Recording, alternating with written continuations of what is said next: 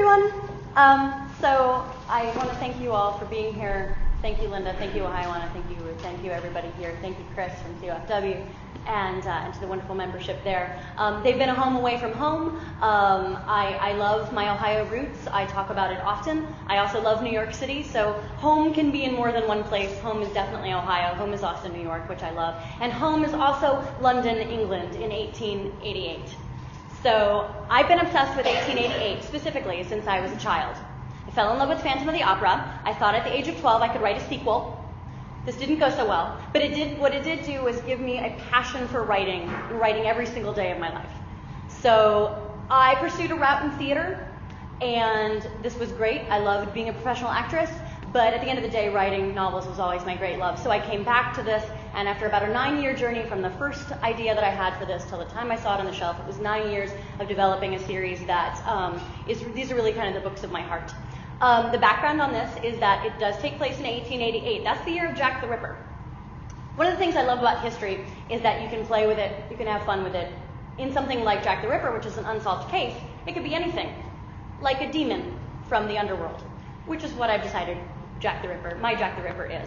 So not only am I playing with Victorian era that I've loved since I was a kid, but I also love the Victorian paranormal. I love the idea that, for me, when I think of the Victorian era, I think of ghost stories.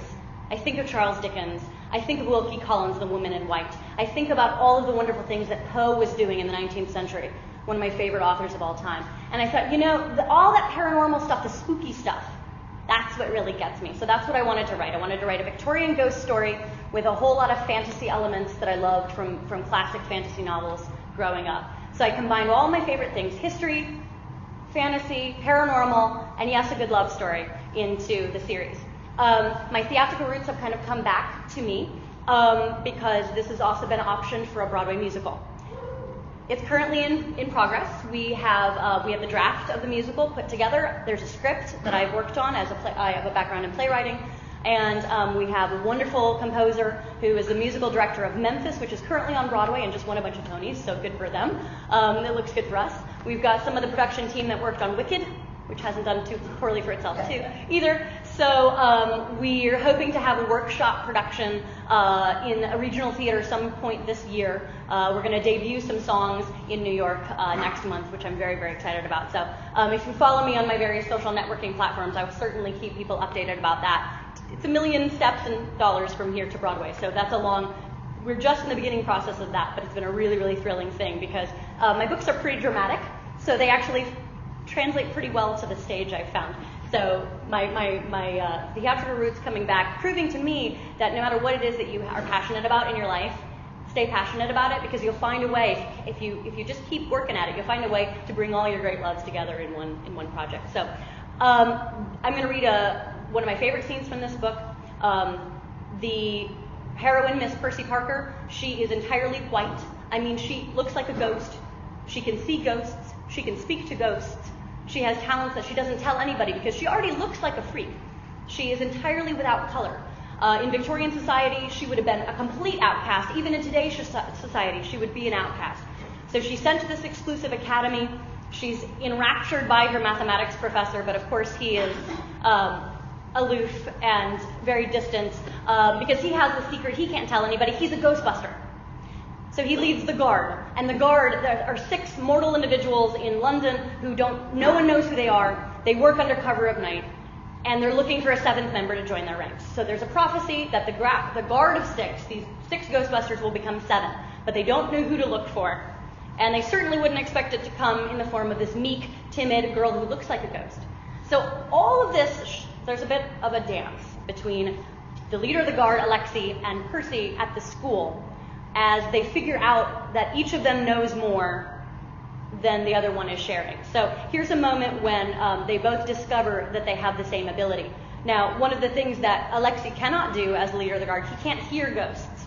He can see them, he corrals them, he ghostbusts them, but he can't hear them. So as some of these talents come to light, these two find one another quite useful.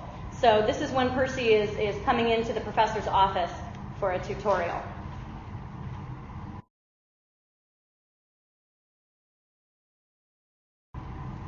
On his office door, there was a folded piece of paper marked Miss Parker. The note inside read, "I shall likely be otherwise engaged at the time of your arrival, Miss Parker. The door is open. You may enter and await me inside. Reichman." Percy folded the note with care and tucked it into her corset, placing the lovely spiral script next to her heart. Dreaming it a note of a more personal bent, she suddenly flushed, appalled at how easily her fancy took flight. Glancing furtively about the room, she couldn't help but make a bold dash to the professor's phonograph, a luxury of which she was sure her convent would never have approved. Her skirts fluttering as she knelt, Percy rifled through ornate boxes of Bach and opera before her eye fell upon a cover edged in red velvet with gilt letters, "Requiem" by Wolfgang Amadeus Mozart. Her choice was made. Placing the disc upon the turntable, she turned the crank. The needle made contact. Voices and orchestration burst forth. The melody began as a simple, ascending line of strings, mournful and glorious, and it halted Percy's breath. She stepped away, beaming, relishing every note. It was the Lacrimosa. But as the choir began to sing, their voices ebbing and flowing, a most intriguing thing followed. Within the first few bars, as if a summons bell had tolled, spirits began to pour through the walls, the windows, and the ceiling of the professor's magnificent office. Each note of music drew a new soul from the fabric of the air, as if every spirit of Athens Academy had been beckoned to fill the room in rapture. Percy stood amazed and delighted. In addition to the more familiar haunts of the Academy, the spectral retinue of the nearby British Museum must also have been called. Spirits of all times, all cultures, all classes, they all twirled around her, dancing and reveling to the gorgeous death mass, singing in unison with the choir. Some looked down and evaluated Percy. She returned their hollow gazes, and they were greatly pleased. Like a butterfly shedding its chrysalis, Percy tossed her shawl, her glasses, and gloves, all the things that hid her skin, tossed them upon the desk, and abandoned herself as the spirits did to the music, sharing a bond with them that went far beyond their mutual coloration. Her skirts spun out around her. Constance, who was haunted the science library, wafted near, her spiral curls bouncing weightlessly in the air. "Hello, Miss Percy. This one, it just so happens, is our favorite. However did you know?" Percy just giggled and spun beside her ghostly friend, closing her eyes in a moment of ecstasy. The entire lot, human and spirits, failed to notice as the office door quietly opened and shut. Alexei stood just inside the threshold to his office and raised an eyebrow at the spectral bedlam within. Setting his jaw, he stared at the veritable army of spirits that had collected in his office uninvited. He folded his arms and shook his head, a veritable column of black fabric, and the haunts began to notice. He shooed each off with a wave of his hand, and they knew enough not to disobey. Miss Percy Parker, what a curious one she was. He wished the mortal young woman could see what kind of chaos she had stirred up, but surely she couldn't. One spirit remained unaware of his presence, staring at Miss Parker with such longing that he reluctantly decided to let it stay. The spirit, a hollow-eyed girl with ringlets and clothing from long past, reached towards Percy, wishing to touch her. Alexei understood. When left to her own devices, Miss Parker was neither shy nor awkward. She was radiant. After a moment, the spirit turned and caught Alexei's gaze. He nodded a slight greeting. The ghost's eyes widened and a hand flew to her lips, although he wasn't sure why. He shook his head and stalked to his desk. Hearing sudden firm footfalls against the wooden floor, Percy opened her eyes and cried out, embarrassment surging. She fervently blurted apologies, ran to the phonograph to stop the music. "Let it play, Miss Parker. Perhaps you will better absorb your studies when they are underscored by Mozart." "Thank you, Professor, for yet another instance of your kind patience. I am..." The professor narrowed his eyes, clearly wishing to hear no more. Percy scurried to her seat. Constance floated to her side. Percy glanced up and tried to nod the ghost towards the door. Constance just grinned and shook her head, refusing. The entirety of the lesson passed, with Constance hovering just behind and to the side of Percy's chair in what appeared to be an attempt to distract her. Dread that the professor might finally snap under the strain of her odd behavior and send her packing from the academy made Percy's hands shake, but she certainly could not explain to him that she was having difficulty concentrating because the deceased was breathing down her neck. How could yet another mad admission aid to her credibility? Once the professor had finished a complex little lecture, he sat back in his chair, folded his hands in his lap.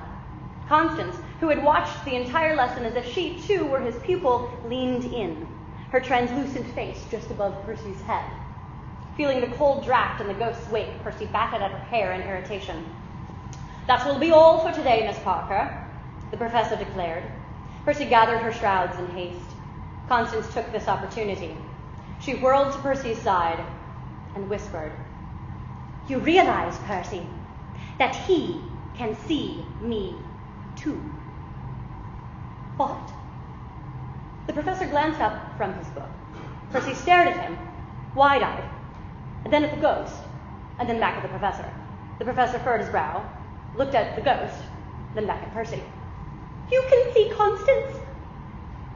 The professor frowned. "Constance? I did not know the two of you were acquainted." "But you can see her." "If you mean this transparent woman with curled hair and dated fashion, yes, Miss Parker, I can." Percy nearly wept with joy at the revelation. "You, strange one, who never ceased to surprise me, how did you know that she is Constance?" "Well, she told me, sir." "She told you?" "Ah, he cannot hear me, Percy. That is the difference between the two of you," Constance clarified. "Well, yes, sir, she told me." "You can see and speak with them?" "Well, yes, sir." My, Miss Parker, how very useful."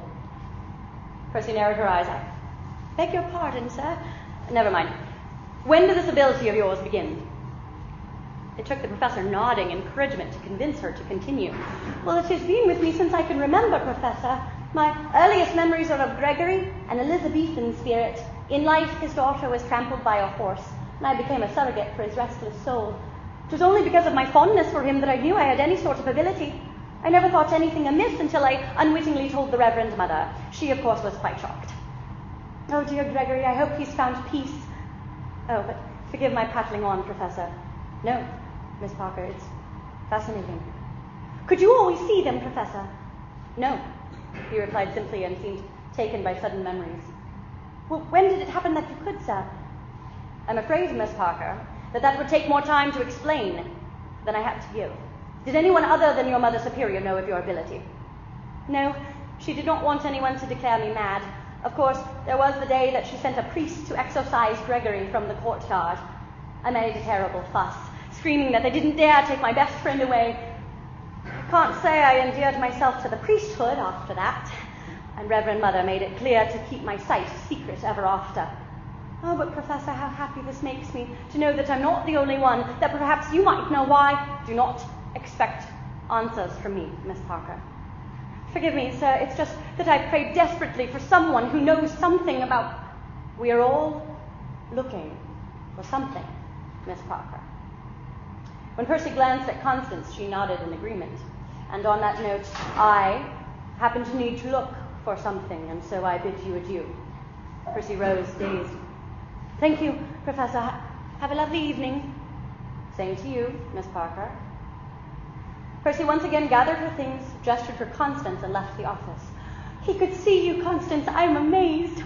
Constance glided at her side down the hall. "Oh, there is something to all of this, Percy. I can feel it."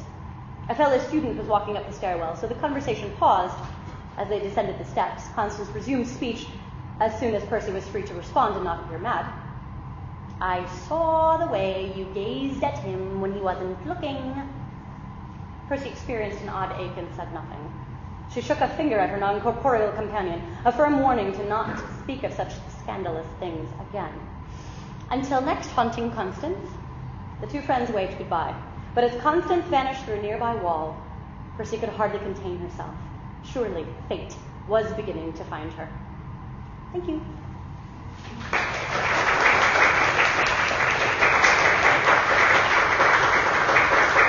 And I do have both the first and the second book here if anybody wants to buy them. They're $7. I'm a cheap date. So, any questions? Any thoughts?